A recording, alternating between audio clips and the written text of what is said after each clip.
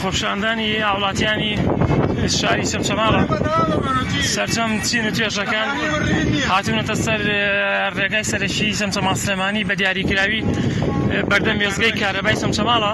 ئەو وێزگەی کارەبایی کەوا کارەبای هەموو کوردستان دابی نەکات و شارەکەی خۆمان بێ کارەبایە.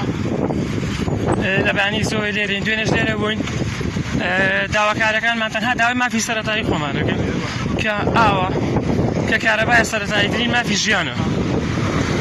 داواکارین لە بەرپرسانی شار داواکارەکانمان بەرزکەنەوە بۆ حکوومەت هەرچەند چەند جارێک بەرزکراوەتە بەڵام حکوومەت جێ بە داواکاری گولێگازندەکانی هاوڵاتیانی چەمچەماڵ نادا کە خەڵکێکی شۆڕژێر و قوربانی دەرن خەڵکێکن پاژماوەی شەیدۆن فالن. حکوومەت هێرێمی کوردستان بەم شێوازە پاداشیان دەداتەوە.